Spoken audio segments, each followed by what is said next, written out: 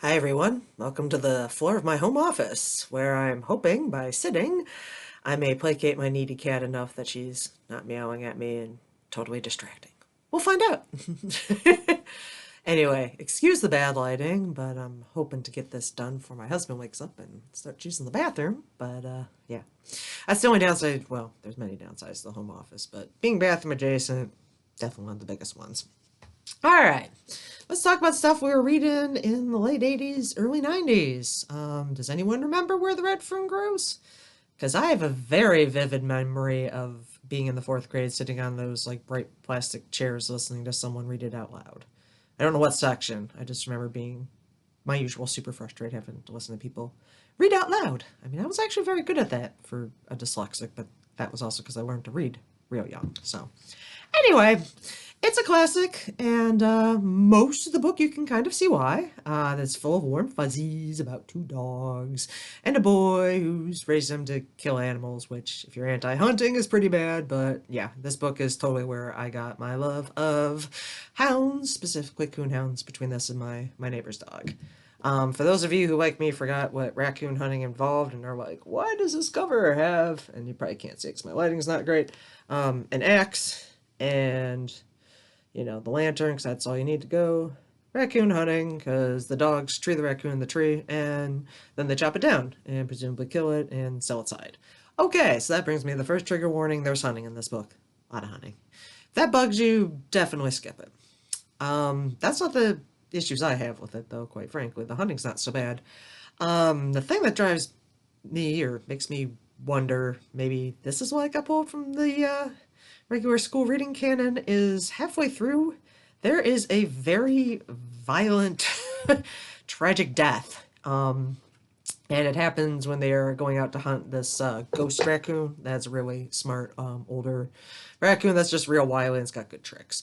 Anyway, the kid is sitting there arguing with some not so nice kids in front of his grandpa at grandpa's store, and grandpa agrees to bet on him that, his two dogs can tree the ghost coon, as they call it. And they go out and they have a good hunt, and they do manage to tree it. And the narrator demands his money, of course, and then they get into an argument about it. The two kids, and the mean kid doesn't want to give up his money because they each have their stake, and he essentially says like, I shouldn't have to give you the money because our agreement was that you would kill it. Who cares that you treat it? Anyone can treat it. It escapes all the time. Like, kill it or it doesn't count. And he's like trying to let the raccoon go because he's respectful and understands that like nature sometimes is smarter than man, and it's good to keep it around.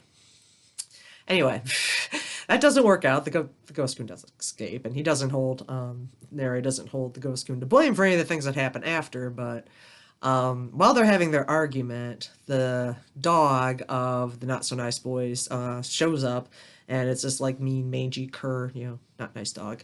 And it starts attacking old Dan, the big dog, out of the two, and then little Anne, the girl dog, like, gets in the fray. And so all the dogs are fighting amongst each other, and the boys are all like, oh, it's gonna kill our dog, it's gonna kill our dog, who wasn't supposed to come up here anyway.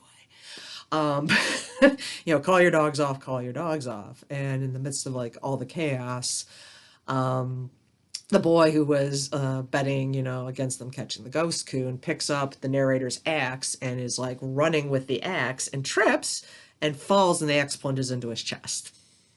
And that's described in a lot of great gory detail. And not only that, the kid who's got like the axe wound in him, because the narrator has to like go tie up his dog so that they don't like interfere with things and then deal with stuff. He comes back to him always dying, and like the kid with the wound is like, take it out, take it out, take it out, and he's like, ah. And he does take it out, and the kid totally dies, which is great. And what's even more awesome is his dad essentially says, you probably shouldn't hang out with those kids anymore, they're not real nice. Like way after the fact.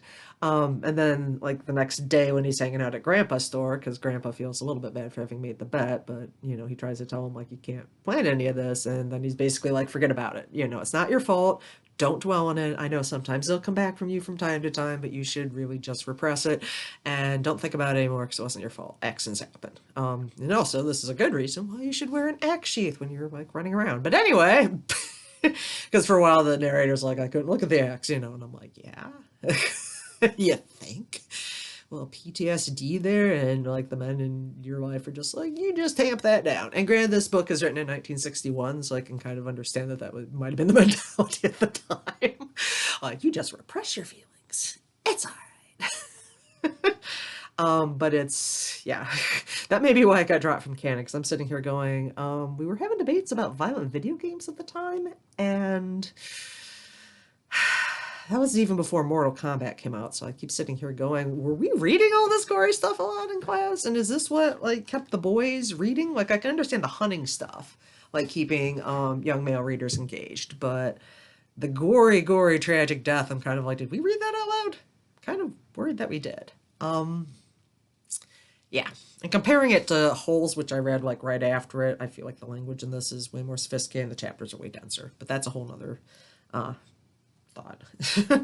Anyway, the other issue I have with it is most of the book refers to God pretty generically. It's like God has an active role in the kid's life and choosing their dog's names, getting the dogs to him, getting the funding, this, that, the other. All right. But it's a very Protestant God. It's obviously not a Catholic God, and it's not really like explicit religion, so it's not super heavy-handed compared to other books I've read. But in case you forgot, like that there was a red fern, you know, because the only time you hear about it is like, you know, sitting here in this one blurb, and then you forget about the whole rest of the book. It comes back at the very end. So the dogs go off on this really awesome hunting competition, which they win, of course. I'm sorry to spoil that if you haven't read it. That part's all good. So that part after the tragedy until the very end, like that's all great. Warm fuzzies all around. But where am I going with that? Okay, after they get back home, Dad breaks it to him like, hey, we now have the money from your hunting. Now we can enroll you in school. And he's like, oh yeah, you know, you're supposed to want to go to school, but school's in town, and then they'd have to move to town. And then suddenly thereafter, the dogs die next to each other, frozen like out on the ridge. And his dad essentially tells him, like, I'm sorry, I shouldn't laugh at this.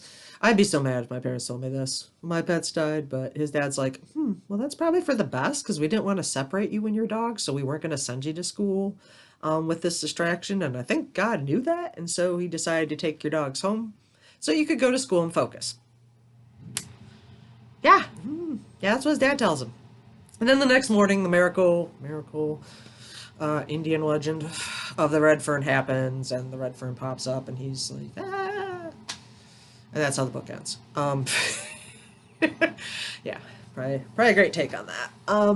So yeah, does anyone remember this book being this violent? Is this something we read? Is it just some sort of like weird Gen Xer thing? Like, I know we did a lot of books and stories about like animal death during my childhood.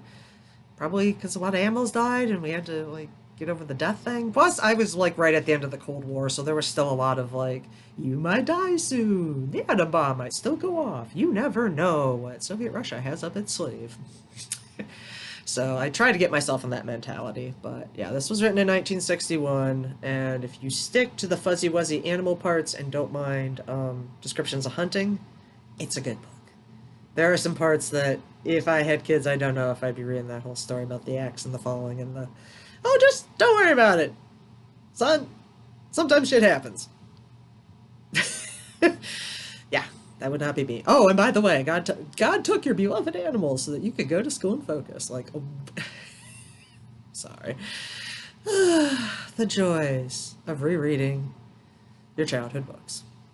In other news, if you need a positive childhood book recommendation, may I happily endorse My Side of the Mountain. It's extremely implausible today that anyone would let their young son go and live out in the wilds of the Catskills, but it's a pretty dang good book, and you do learn a lot about nature, how to make things like acorn pancakes. Don't do that, though. They are not tasty. Anyway, good books, bad books, books from the 80s. Well, actually from the 60s. But we read them in school in the